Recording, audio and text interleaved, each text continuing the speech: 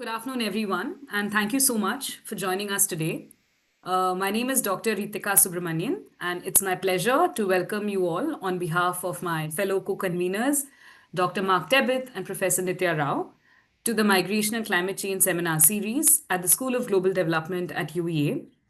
This seminar series is part of the Successful Intervention Pathways for Migration as Adaptation Research Project, more popularly known as SUCCESS, which we like to think is both an acronym and an aspiration, that is supported by the Climate Adaptation and Resilience Initiative of the IDRC and FCDO. Today, we are truly honored and absolutely delighted to be joined by Professor Jelle J.P. Wouters. Jelle is also a key member of the Success team and brings invaluable insight to our collective work.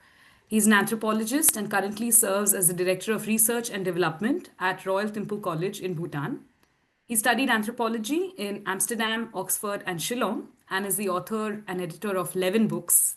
Yes, 11, including In the Shadows of Naga Insurgency, Vernacular Politics in Northeast India, Subaltern Studies 2.0, and Himalayan Climbs and Multispecies Encounters. Today, Jelle will present his talk titled Multispecies Migration in the New Himalayas, and we are very much looking forward to what promises to be a deeply insightful and expansive conversation. Over to you, Jelle. Thank you, Ritika. Thank you, Mark. Thank you, Nitya, for inviting me. I do not know how insightful it will be, but I shall try. I think this should be visible. Ritika, please let me know if not so. So today, I want to share a few thoughts on the migration of non-humans and humans, climate change and the new Himalayas, and the relationship between these. I borrowed the term, the new Himalayas, from my colleague, Densmeyer Yu, who invoked it to characterize the anthropogenically impacted, fragmented, impounded, degraded, and geoengineered Himalayas, which are the Himalayas of the 21st century, the contemporary Himalayas that are affected by and affecting local, regional, and planetary climate change. Himalayan climate change is inherently a multi-species affair.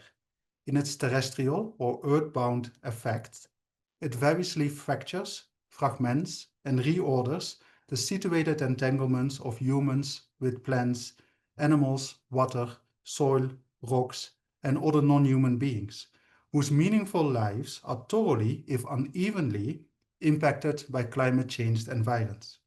Central to the anthropogenically impacted new Himalayas is the climate-induced migration of both humans and non-humans, biotic and not.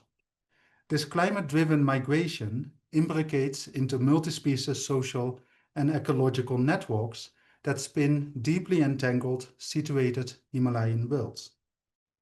While migration and patterns and networks of mobility has long been at the heart of various Himalayan lifeways, think about transhumance, seasonal migration, trade, shifting cultivation, and pilgrimage, more recent anthropogenic impacts, including climate change and related ecological crises, have become a novel cause of migration.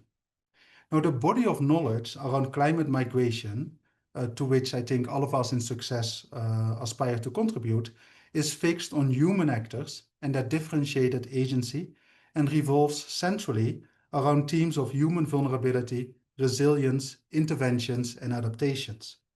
This talk, what I'm trying to do today, aims to complement this knowledge field by also integrating non-human climate-induced migration and by developing conjoint narratives of non-human human migration that are cognizant of the enduring intimacies of humans, plants, animals, water, and other non-human entities.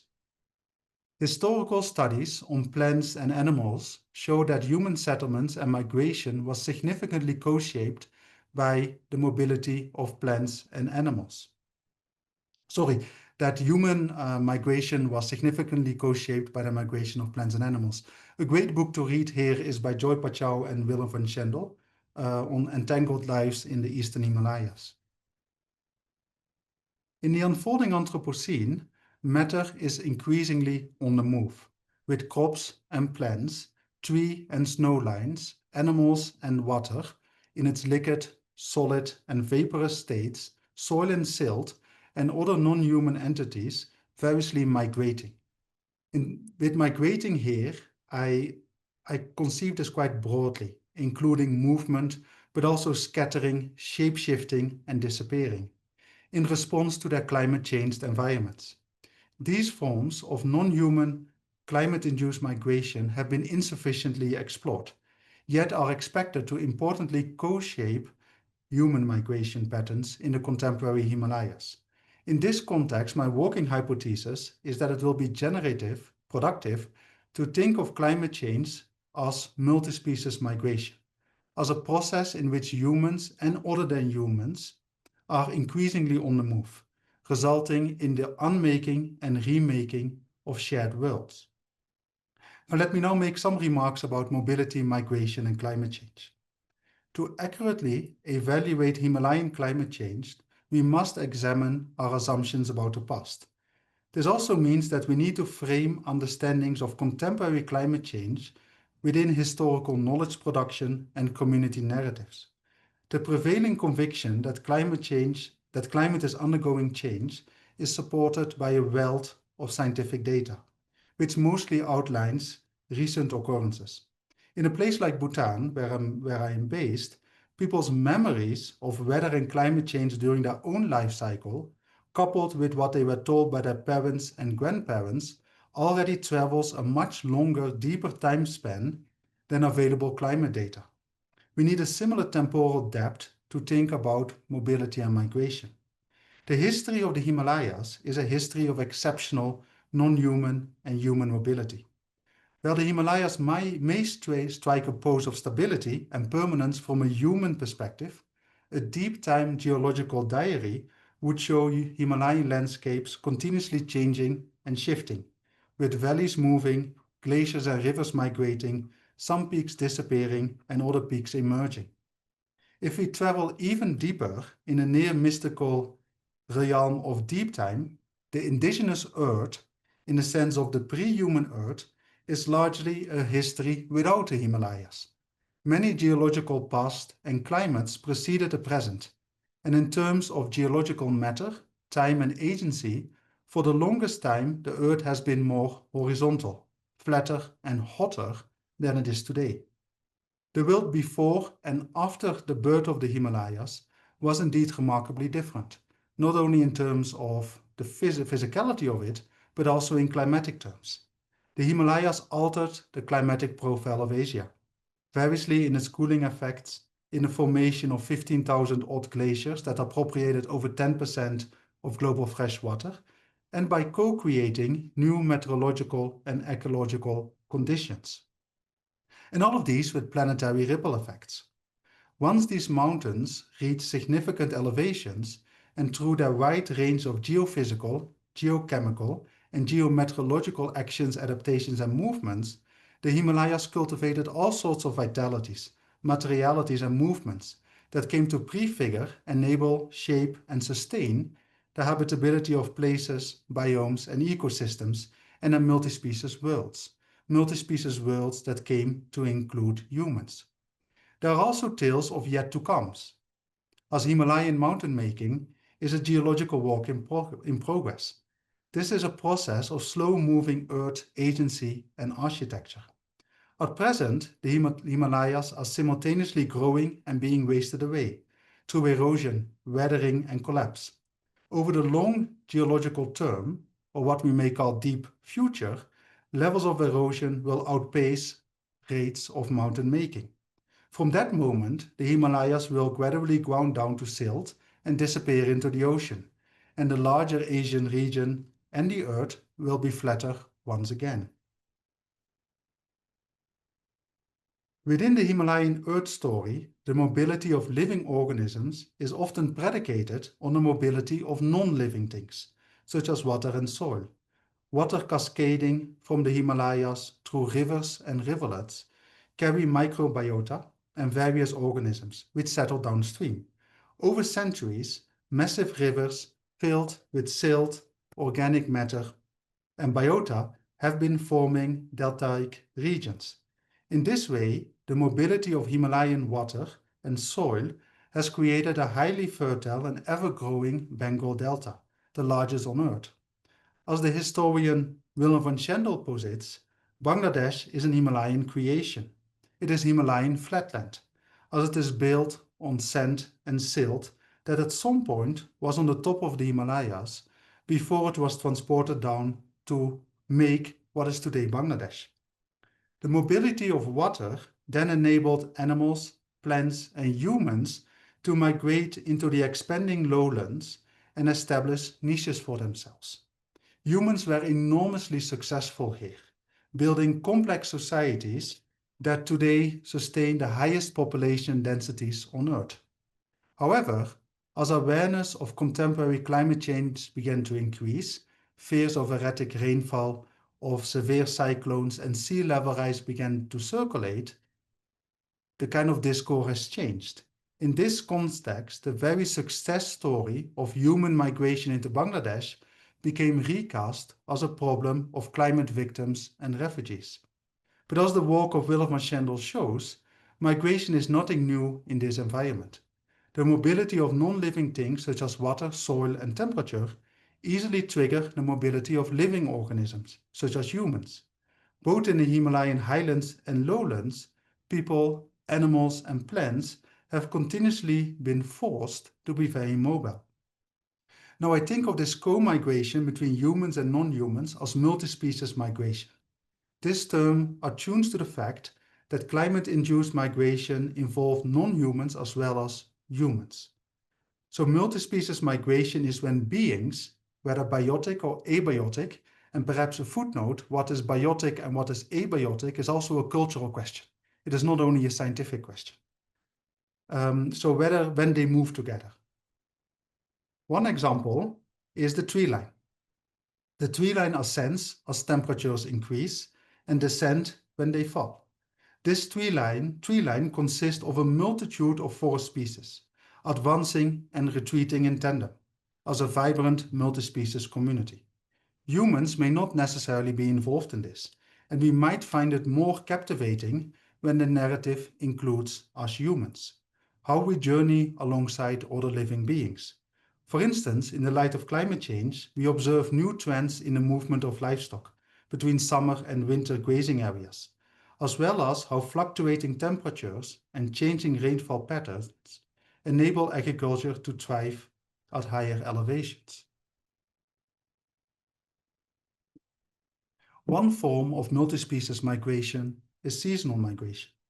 For instance, the birds who annually traverse the atmospheric Himalayas. Twice a year, they glide over them on their journey to and from their winter residences. For instance, goose, and in the example here, black-necked cranes. Although this bird migration is largely independent of human activity, their yearly arrival and departure intertwines with human culture and spirituality. In Bhutan, the Pobjika Valley is the winter residence of the migratory black-necked cranes. These birds navigate their arrival with the help of physical landmarks. In Pobjika, they use the mountain monastery as the landmark to navigate their altitude, speed, and flight pattern by circling around it multiple times before landing in the Marsh Valley. They repeat this when they depart to Tibet in early spring. The Bhutanese in this valley notice the similarity between human and crane circumambulation around the monastery. Hence they refer to cranes as labja, meaning heavenly birds, believing to be bodhisattvas, wisdom beings, a sacred acknowledgement of crane intelligence. Human rituals, especially crane dances, have evolved in this valley to represent these convergences between human and crane movements. Another seasonal migration of a non-human entity, but with serious human implication, is the annual migration of clouds. The Himalayas act as a relational materiality to the moisture-laden air carried by Indian Ocean winds over the Indian subcontinent. This results in torrential rains as the clouds are made to rise, condense, and unleash their moisture in the form of rains. The Himalayas are the co-makers of the Indian monsoon, which has again co-created and nourished Indian civilization and continues to be the liquid lifeline for many millions of humans.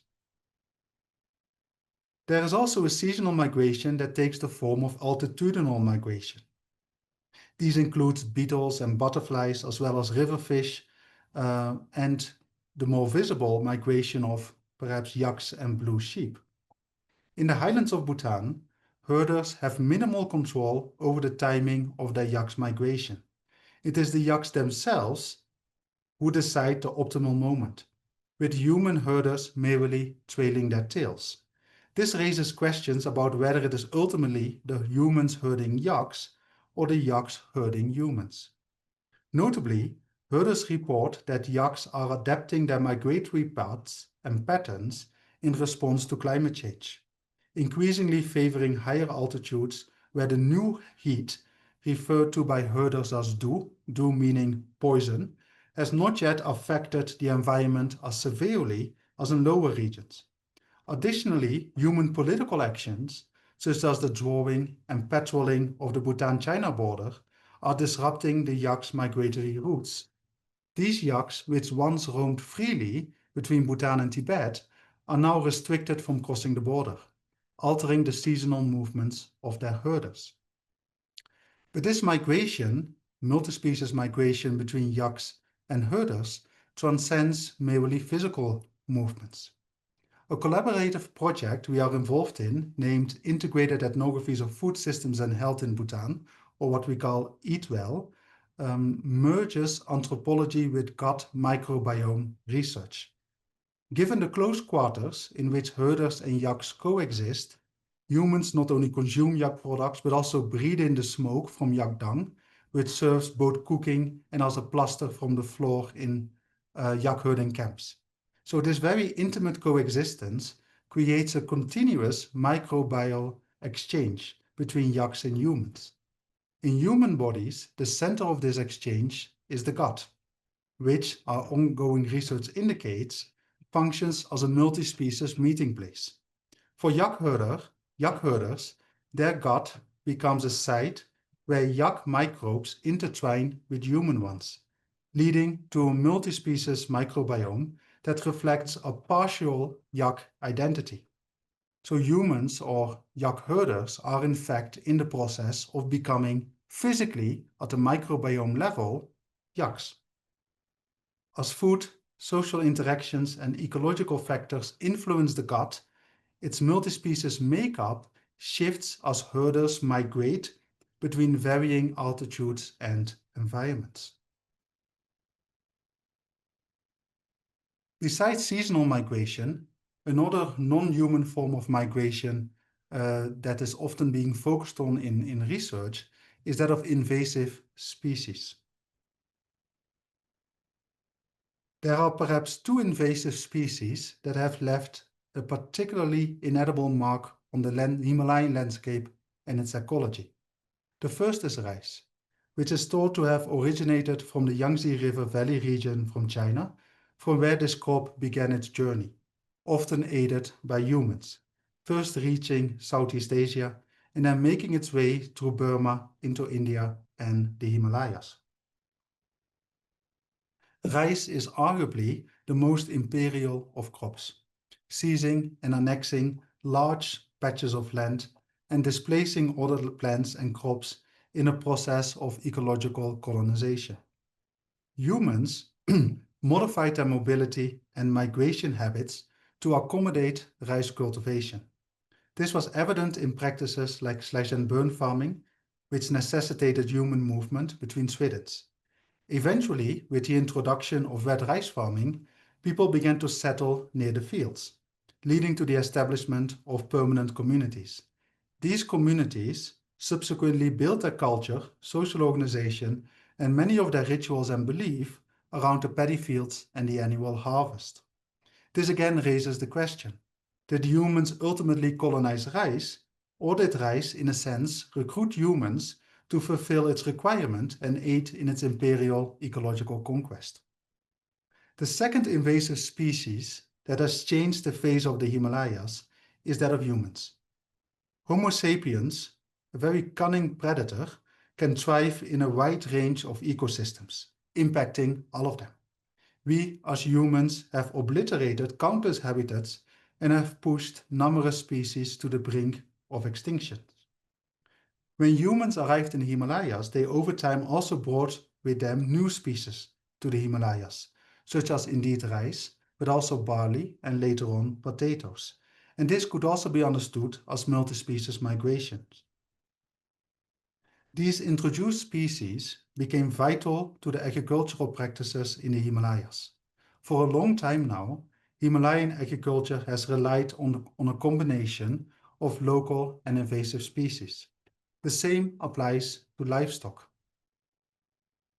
Invasive goats, sheep, and cow have now joined the ranks of the domesticated yak. As a little longer and closing example, I would like to focus on the migration of Himalayan wouters, which is both historically and presently perhaps the most consequential form of migration happening today in the Himalayas. Before I do so, first a brief remark. It's very hard to isolate the effects of climate in local and regional ecological settings. This often remains a question of interpretation. Not only scholars debate climate change, but so do the communities that are affected by it. And their interpretations may vary widely from the scholarly views. Bringing scholarly and local interpretations into dialogue with each other is crucially important to clarify the meanings of climate change. It is this kind of an approach that we try to advance here at Royal Temple College. Water is what stands out in the new Himalayas, especially water in the form of transboundary rivers and their riparian environments, transformed by dams and embankments. International contentions over the territoriality and hydraulic potentials of the transboundary rivers contribute more anthropogenic pressure to the mountainous environment and communities of life in the Himalayan region. The newness or anthropocenic waters also shows in the shape-shifting of water from solid to liquid and in water's migration, for instance in the drying and overflowing of lakes, so that from an Himalayan human perspective, water is currently in all the wrong phases and places. So water lies at the heart of Himalayan history. In fact, the Himalayas emerged out of water. The particular ocean bed that elevated and transmogrified into mountain peaks was the primal Tetsis Sea. The Himalayan orogenesis parted, drained, and dispersed the sea between, beneath, and betwixt elevationally moving rocks and soil. And as the Himalayan rising continued, other waters, however, arrived and were stored in the form of glaciers, snowscapes, and permafrost, as well as in lakes and rivers. Common ecological knowledge tells that annually around 86 million cubic meters of water are released from and through the Himalayas. This water co-creates the multi-species habitability of places, landscapes and ecosystems in as well as beyond the Himalayan ecobiome itself. In their life-giving affordances, water also shape humans' affective, cultural, and spiritual relations with their often watery surroundings. In the sense that for many Himalayan communities, water is not only an eco-materiality, but doubles as also a cosmo-materiality that has sacred, sentient attributes. For most Himalayan communities, water indeed is not just water in the sense of H2O, but is also more than water, imbued with agency, communicative powers, perhaps even a form of sentience, and is therefore seen as conscious of human actions and inactions.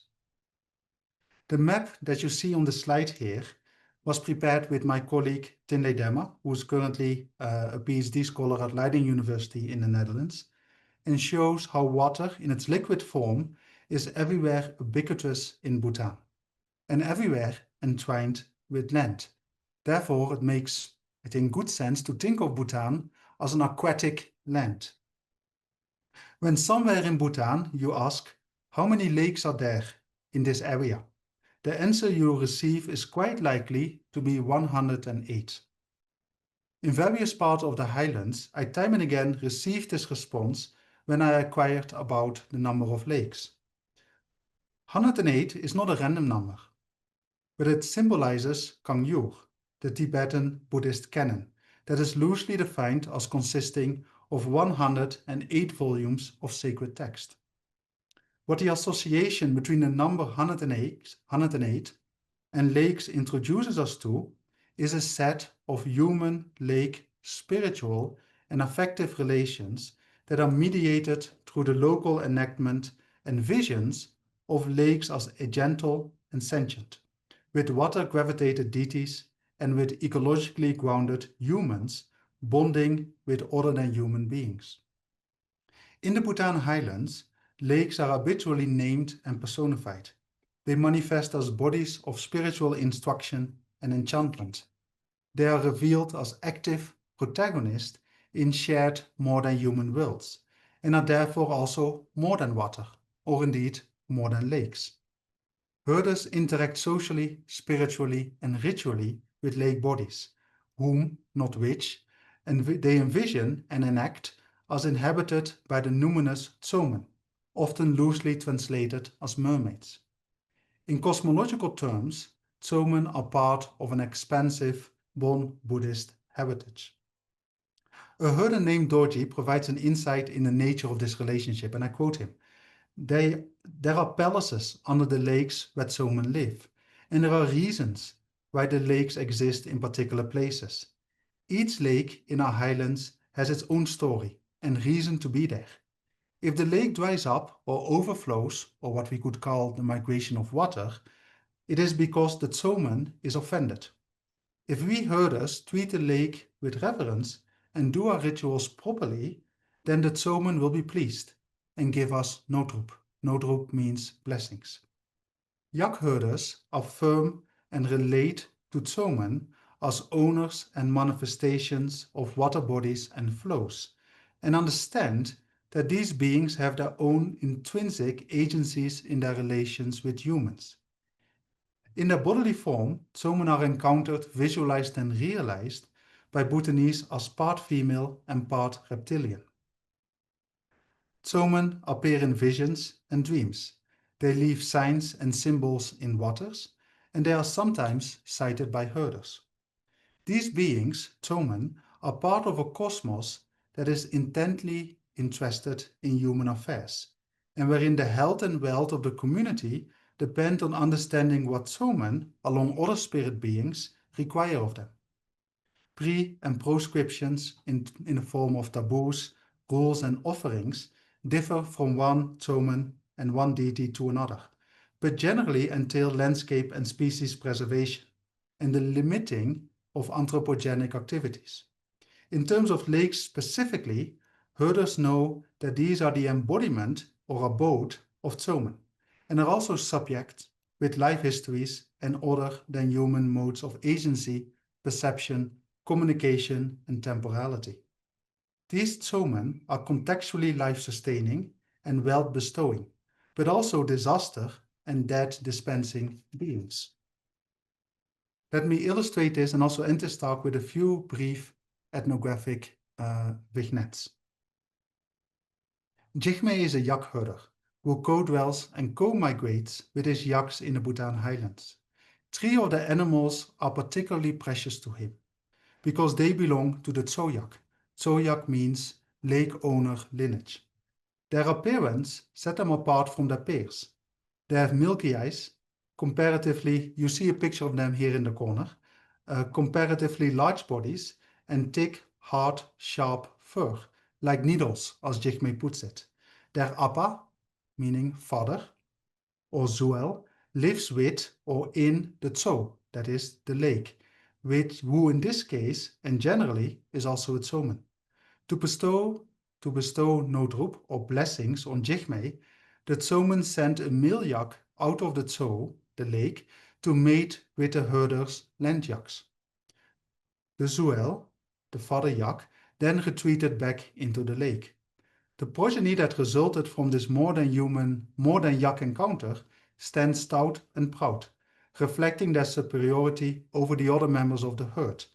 They provide both status and spiritual value to Jigme, who is prohibited from killing or selling them as they are lake blessings. Jigme indeed considers himself blessed. He vividly recalls an incident that occurred some years ago.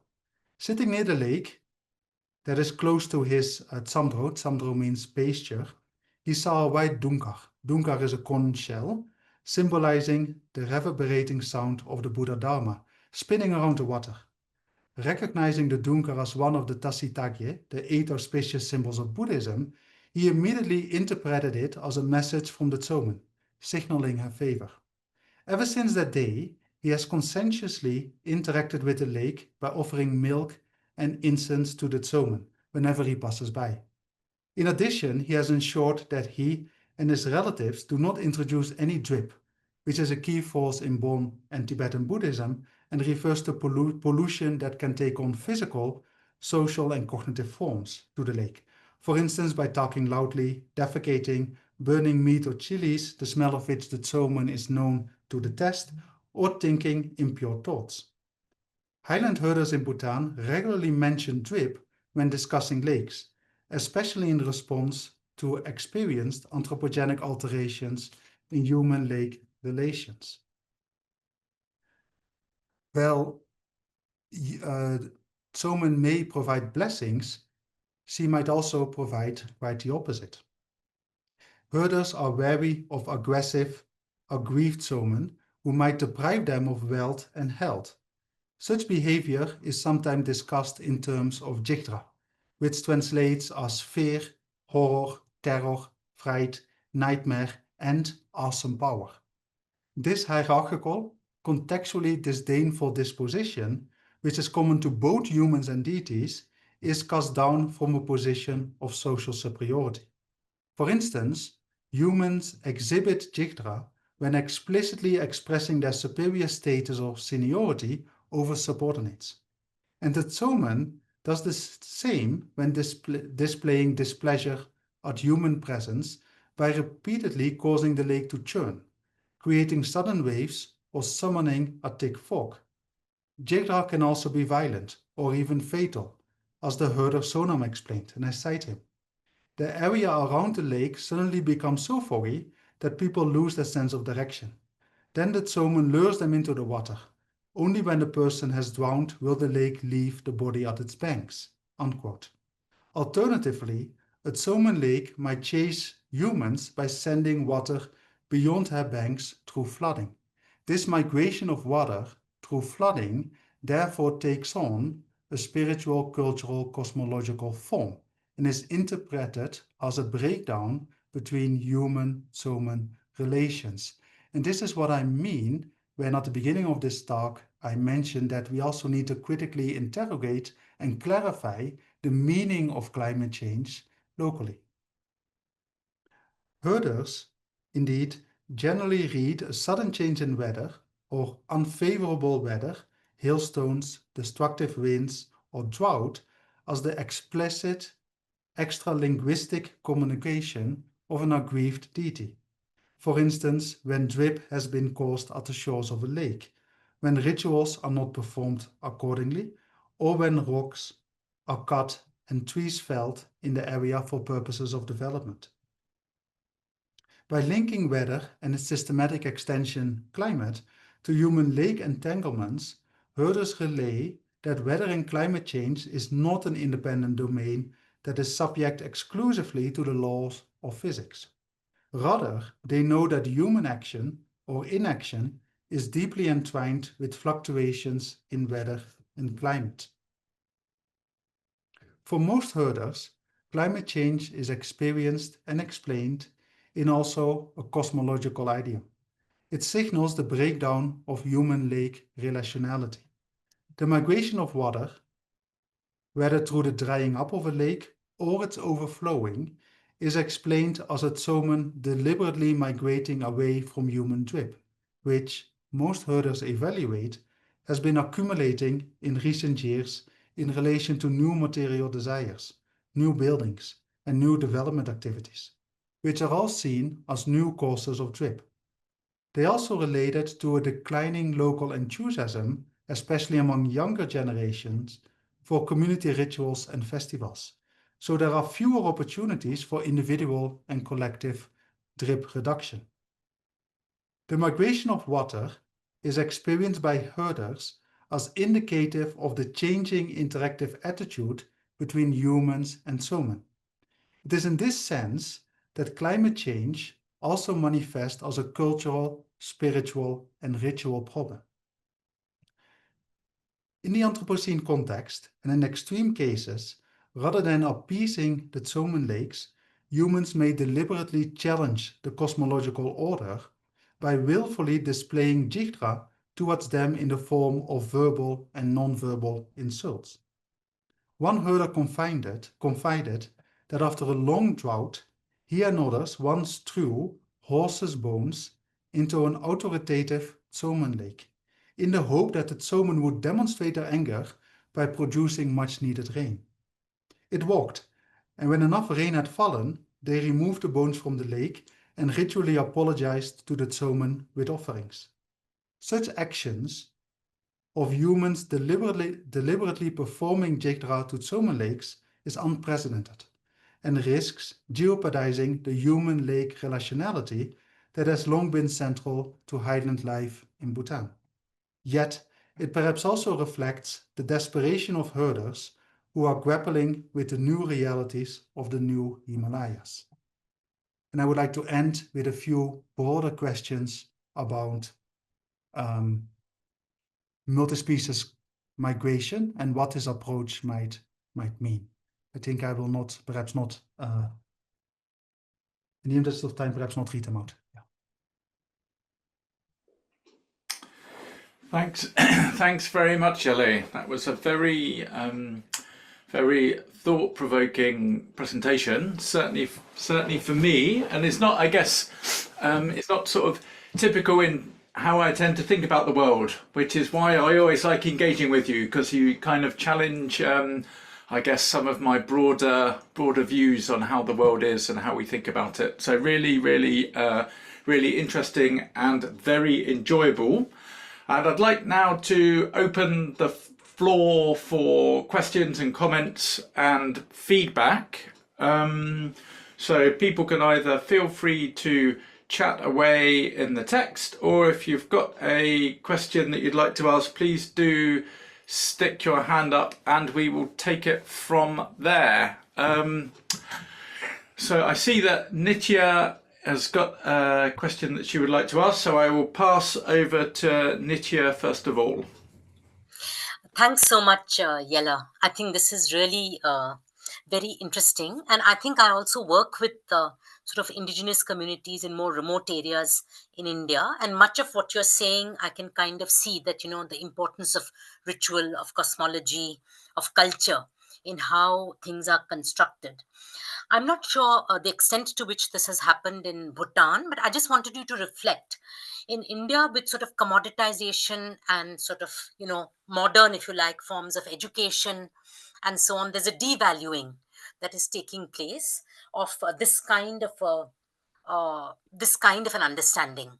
And of course, it is the Anthropocene, of course.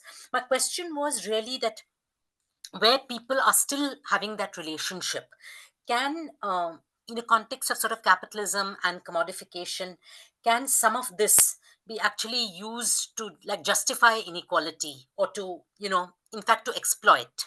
I have seen in India, for instance, a lot of people setting themselves up as mediators between the environment and nature and people, and actually, like you gave the example of incense sticks or other kinds of sacrifices, really beginning to, create fear and exploit people, especially those who are poor. So I just wanted your reflection on, the potential of this aspect, of this emphasis to sort of be turned around on its head to become a form of, in a sort of modern context of commodification. Thank you. I have not really come across this dynamic, certainly not in the Bhutan highlands at the moment. A few thoughts in terms of scientific, the kind of devaluing of local knowledge. It is quite a case that from the Bhutan government point of view, it is scientific knowledge that is being promoted. Think also about national adaptation plans and all of that, in which generally there is not much space for any of these kind of narratives. At the same time, I think it's quite important for us working in this field to also clarify the meaning of climate change, what climate change might mean in a particular context. And this is not always an easy discussion. In the Bhutan highlands, yak herders blame themselves. They have created too much trip, too much pollution. Their thoughts are no longer pure. They have become too obsessed with material wealth, right? That is how they explain climate change.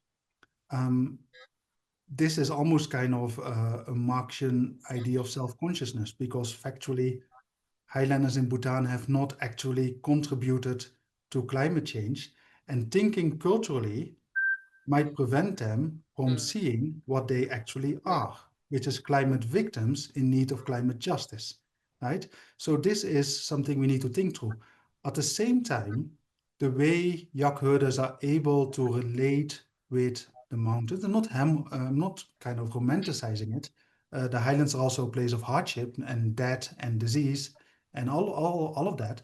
But the way they are engaging with the mountains, with the lakes, with the grasslands, in a kind of more than human shared norm world, might also give us inspiration for a kind of new planetary ethics that we desperately need.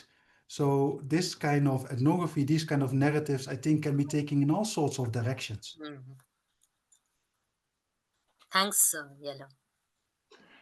I'd just like to follow on there from that, if I may. I mean, I've attended quite a lot of international events, both kind of internationally and within UEA and the UK, related to climate change specifically. And within those, there are often calls to try and sort of diversify how we see and understand climate change, to, if you like, pluralize our views of climate change and responses. And then if you look at the IPBES kind of as a sister process to the IPCC, then I think they've been a bit more advanced in trying to diversify how they see the world, and not privileging so much, I guess you could say, the kind of Western scientific view of that human nature dichotomy. But it still feels a very partial way of trying to kind of break down quite a dominant view of the world, quite a dominant view of science. Do you have any thoughts or reflections on ways in which we can try and maybe bring in some of the views that you've been representing through your presentation into those global frameworks, into the global dialogues, perhaps more so than exists currently? Oh, thank you so much, Mark. I think one problem is that indigenous knowledge, such as the ones that I've presented today, is often articulated in contrast to scientific knowledge. This is not at all productive, and we don't need any of those kind of new opposites and alternatives and all of that. I think what we should be exploring is the interchangeability, the translatability, and the complementarity between indigenous knowledge and scientific knowledge. And we increasingly begin to see that scientific knowledge is also confirming scientifically what several indigenous communities have known all along. For instance, that plants have intelligence, that plants interact, right? That animals have certain faculties that we earlier were not aware of, right? All these ideas of more than human agency. There's very exciting research happening within the hard sciences that is actually confirming indigenous knowledge. I think we also see a process in which indigenous knowledge is today being translated politically and legally, especially in Latin America, where the rights of nature, and I think it's in Bolivia, and in India, where 2 glaciers have been given legal personhood. In New Zealand, the river that is sacred to the Maori has been recognized as a person with rights. So I see a lot of kind of positive movements actually, in which legally, politically, scientifically, we are moving actually closer to indigenous knowledge.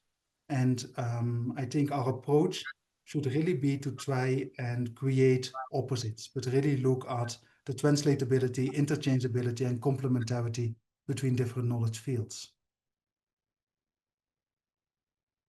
If I may add one more point, in my interactions with on these topics, many indigenous in many communities in Bhutan, but also in Northeast India, they do not argue that climate science is wrong. They do not argue that scientists do not know what they are talking about. Their grievance is only that climate science is not giving them space for a complementary narrative. That climate science is being presented as the only way of knowing, right? I think that is the grievance, not that it is wrong. Yes, yeah. I completely agree with you there. Good, thanks very much. I do have more questions, but I don't want to hog the floor. So, Ritika, over to you. Yeah. Thanks, Jelle. I think your talk was really fascinating. And again, like Mark said, it was a lot of new material for me to also engage with. I want to ask you a question that actually emerged during our recent visit to Nepal, where we were hearing about rising forest covers and, the rising forest cover and also climate driven movement of both humans and animals. And I was wondering from an indigenous knowledge perspective, and you did mention the notion of jigra. How can we actually understand the growing human-animal conflict? Could it be seen not just as a crisis, but also as a start of, say, new relational histories, new ways of living with other species? I mean, is there a way in which these entanglements, in one way or the other, are also making possible or limiting in the region? What kind of, how would you perceive that? Mm. Of course, it's beyond my expertise, of course, but my thoughts here would be is the rising forest cover in Nepal. The little I know is the question is what kind of forest, right? And this has become a pine forest that was important with donor money coming from different places, based on the Himalayan degradation kind of theory. So what I have learned over the years is that the forest growth in Nepal is a pine forest, right? And pine does not allow for a very lively multi-species undergrowth. And because of the pine forest, there is less food available right in the forest itself, pushing animals out. At the same time, of course, what is happening in Bhutan and I think also in Nepal is that smallholder farmers are increasingly moving away, right? And we have more fallow land, right? In which the boundary between agriculture and the forest has also become quite blurred, right? I think it's also quite interesting to think about animal modernity, because what we see in Bhutan and what Highlanders often tell me is that the behavior of bears, of leopards, it's all changing, right? Before they were quite shy, right? Now the Highlanders say that bears sometimes they just come with their whole family outside the village. They leave their cubs at the fringe. They walk up to the houses. They literally open the door. They choose what they want to have, right? And then they take it out. They go back to the edge of the village, come back for another trip, right? And they just do that so openly, right? And the changing kind of animal behavior, the animal habitus perhaps, is something that comes up very often in fieldwork and in ethnographic conversations. And I've been thinking about this as the modernity of bears or the modernity of leopards in response to anthropogenic changes to the landscape. Lovely. I have two maybe slightly more practical questions. One related to your Eat Well project, and the kind of the microbiome within the gut as a multi-species meeting point, if you like. have you also been looking at the yak microbiome to see if that's also a multi-species? Becoming human, right? Becoming so kind of the converse of what you were saying. Number one, and then second of all, perhaps you could also just talk a little bit about some of the methods that you or your colleagues have employed through which you were able to, I guess, generate some of the findings that you were discussing within your presentations. I certainly would be interested just to hear a little bit about kind of how you went about doing things rather than just the presentation of the results. Yeah. So the first part of the question, this is additional research we want to do. Our current research shows that at the gut microbiome level, yak herders are partially becoming yaks. It would be equally interesting to know whether at the yak microbiome level, yaks are partially becoming humans. Now, the way we research this is we do ethnography as well as surveys of food patterns, living situations, and all of that. And we study that against the stool of highland herders. So I jokingly refer to my colleagues as professional stool collectors. So we collect the stool of highland herders. They have all agreed to participate. We send it to Belgium to analyze it, and then we get the stool back. It's a very long process with a lot of kind of ethical, medical concerns, but we got all the clearances. And from that, and then comparing the ethnography, the surveys with the microbiome condition or output from the human stool, we are able to make this connection. This is still ongoing work. These are initial results, and further testing might, of course, change or complicate what we are now presenting as preliminary results. In terms of the other points I have made, what we do at Royal Thimphu College, or what we try to specialize in, is ethnography. And ethnography refers to committed long-term fieldwork with various communities. We do that for success, in the sense that our researchers spend several months living with the migrants. And we also do this with the other projects that we do. Now, ethnography is time-consuming. It's expensive. It is sometimes also difficult to deduce general arguments, but it has the advantage that it foregrounds the local point of view, right? And that sometimes takes us in very, very different directions. It's because of ethnography that I realized that climate change in the Bhutan highlands, as it is experienced, is first and foremost a problem of ritual and religion, right? I would not have come to this conclusion with any other method. Gosh, that's brilliant. Thanks very much. I have stacks more questions, but anyway, Kwame, over to you. Thanks for this fascinating presentation. I've been processing in my mind everything in terms of justice. I don't know how yourself you position it. Is it climate justice, environmental justice?